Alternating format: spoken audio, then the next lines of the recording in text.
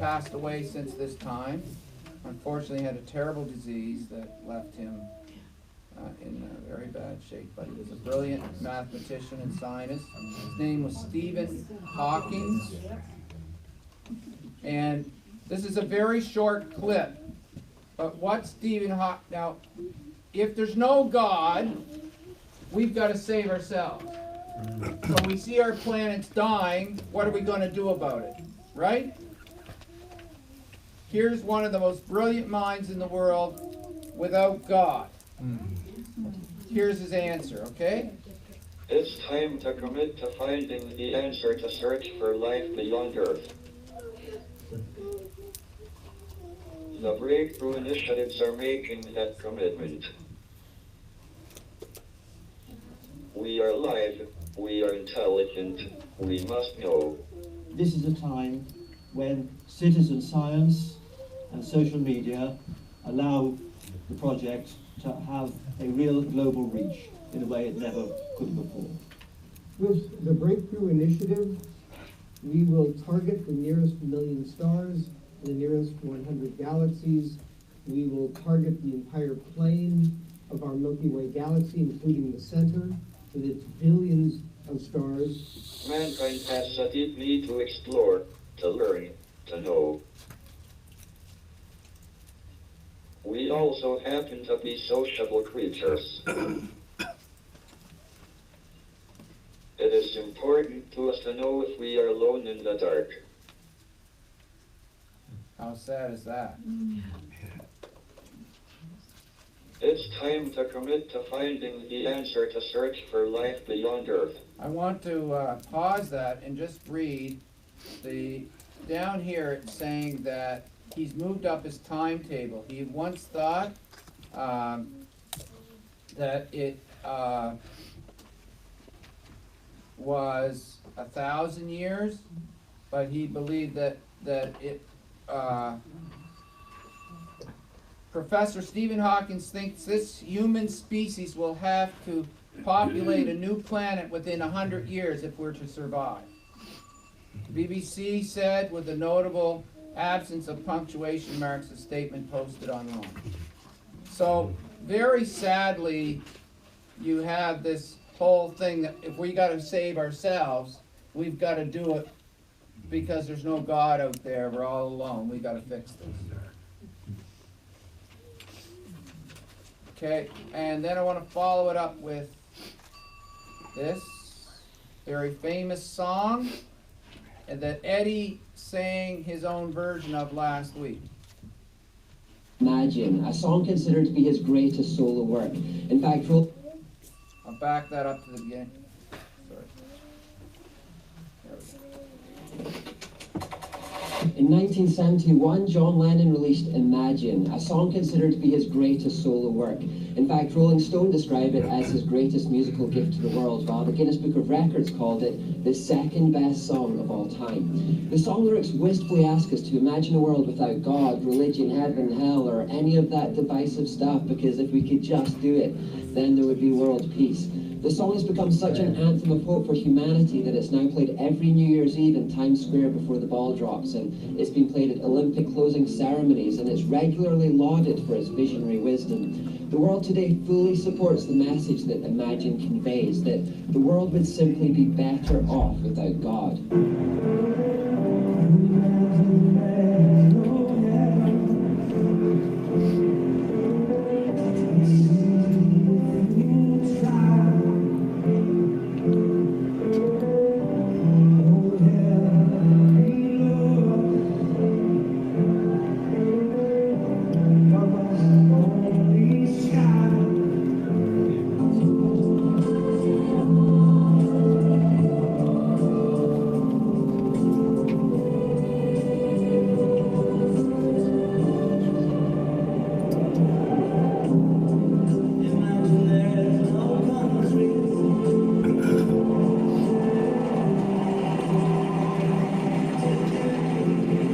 Imagine there's no countries. You see how that fits in the scripture, globalization?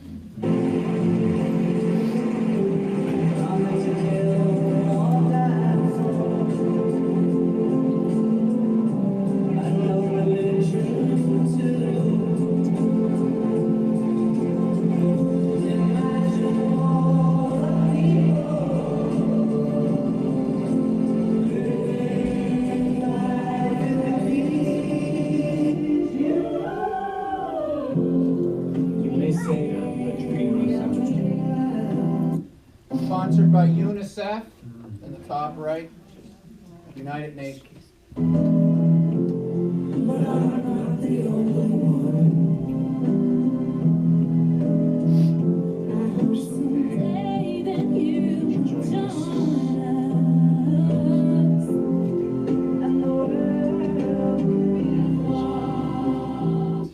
It's a good tune, right? And we can see how people might get swept up in it. But here's the thing. We don't actually need to imagine what a society without God would look like, because the experiment has already been tried. In this video, we're going to take a look at what happened in societies where atheism reigned. Based on the 19th century ideas of Karl Marx, the Soviet Union was, quote, the first state to have as an ideological objective the elimination of religion and its replacement with universal atheism. The communist regime confiscated religious property, ridiculed religion, harassed believers, and propagated atheism in schools. Vladimir Lenin led the revolution, but he was quickly followed by Joseph Stalin. And it's fair to say that these regimes were far from utopian. It's estimated that over 4 million died during Lenin's short reign in power, while a monstrous 42 million people or more died during Stalin's reign. It's estimated that throughout the lifetime of the Soviet Union, around 60 million were murdered by the regime. Many of Russian those Nobel Prize winner developed Alexander Solzhenitsyn was asked to account for the brutality that had enveloped his country during its time as a communist state. And he replied, over half a century ago, while I was still a child, I recall hearing a number of old people offer the following explanation for the great disasters that had befallen Russia. Men have forgotten God. That's why all this has happened. Since then, I have spent well nigh 50 years working on the history of a revolution. In the process, I have read hundreds of books, collected hundreds of personal testimonies, and have already contributed 8 volumes of my own toward the effort of clearing away the rubble left by that upheaval. But if I were asked today to formulate as concisely as possible the main cause of the ruinous revolution that swallowed up some 60 million of our people, I could not put it more accurately than to repeat, men have forgotten God. That's why all this has happened. The Marxist ideology that inspired the Russians also inspired Mao Zedong in China. In 1949, a similar revolution occurred whereby Chairman Mao tried to get rid of what he called the Four Olds. These were old customs, old culture, old habits, and old ideas. Religion was part of the old world that he tried to sweep away, so he closed out all religious sites, rounded up all religious leaders, and had them killed. The idea was to create a truly godless state, a utopia. Like John Lennon, Chairman Mao imagined no religion, no hell below us and above us only sky, but it didn't create utopia. Instead, what ensued was one of the most oppressive and bloody regimes in human history. It meant the end of true freedom for the Chinese people. It meant tyranny. It meant killings of some 37.8 million citizens. So much for nothing to kill or die for. Kim Il-sung was another who had the same dream of a godless utopia. So in 1948, he instigated the Democratic People's Republic of Korea, or as we know it today, North Korea. Taking the cult of personality to new levels, he projected a godlike status onto his subjects. North Korea from then on became one of the most closed, oppressive, and frankly bizarre nations in the world. Because it still maintains that status until this very day under his offspring, official figures are hard to estimate, but it's conservatively believed that 3 million died under Kim Il-sung's reign alone. Kim Jong-il and Kim Jong-un have kept up the levels of brutality to this very day.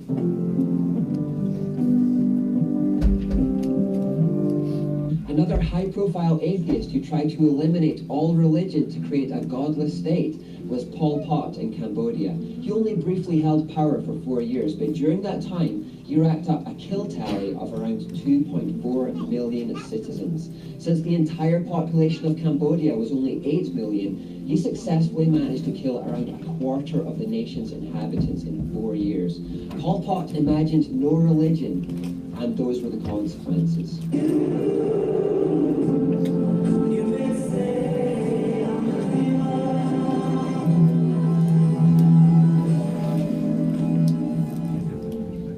The century was the bloodiest of all time, and it was the bloodiest because of these attempts by humanity to create godless states. Professor R.J. Rummel conservatively estimates that between 1917 and 1987, some 110 million people died at the hands of such regimes. The upper estimates are around 259 million. It's not just communism that's to blame either. One of history's earliest attempts to abolish God was the French Revolution. During that time, militant atheism, inspired by the secular writings of Voltaire, Diderot, Sade, and Rousseau, led to an explosion of brutal killings known as the Reign of Terror, led by Maximilien Robespierre. Their intention was to destroy religion and monarchy to establish a secular republic. Indeed, look for any society or state where the imagine no God experiment was tried, and you won't find a humanistic utopia of peace and harmony. You'll find oppression, poverty, genocide, and death. Box Day said, "There have been 28 countries in world history that can be confirmed to have been ruled by regimes with avowed atheists at the helm. These 28 historical regimes have been ruled by 89 atheists, of whom more than half have engaged in democidal acts of the sort committed by Stalin and Mao. The total body count for the 90 years between 1917 and 2007 is approximately 148 million dead at the bloody hands of 52 atheists, 3 times more than all the human beings killed by war, civil war, and individual crime in the entire 20th century combined. The historical record of collective atheism is thus 182,716 times worse on an annual basis than Christianity's worst and most famous misdeed, the Spanish Inquisition. It is not only Stalin and Mao who were so murderously inclined.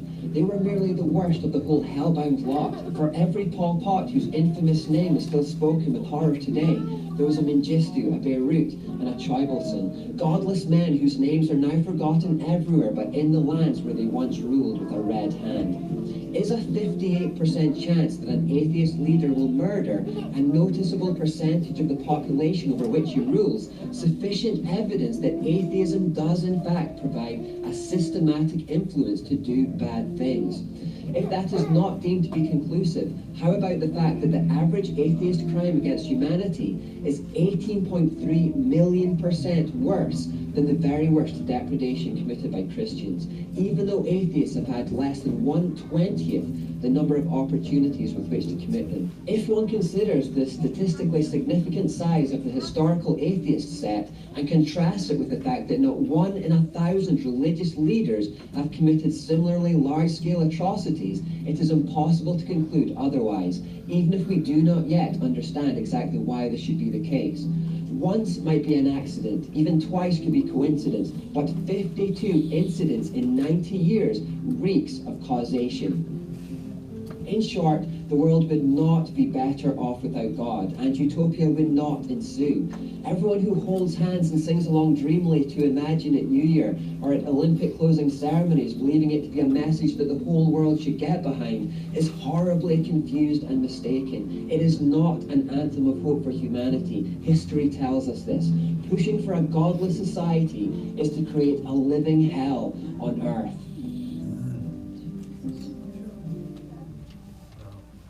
I gotta have the light, please. So, you see there's this idea, especially among the academia, that In Genesis chapter in academia, that if you're really intelligent and knowledgeable, the whole idea of God is stupid. And there is, in our society, in Canada, in the United States, in Western society, a real push toward raising our children. I could have showed you an article that's written by the same author of that book, that how to raise your children without God. How to raise them well without God. Why? Because if we can raise a generation without God, we raise a godless generation, we can get on with Imagine. No heaven, no hell, no religion. And it'll be so great. And yet this article really proves that every time man moves under that rule, what happens? it's not a utopia. One person rises to power and kills everybody else. And it's repeated itself in the Antichrist system over and over. It happened under Nebuchadnezzar. It happened under Cyrus. It happened under Alexander the Great. It happened under the Caesars. It happened under Stalin. And it's going to happen under the Antichrist. People are going to rush in. He's going to bring world peace. Get rid of religion. Get rid of all religion. Follow me. Worship me. The little horn is going to boast of great things. That's right.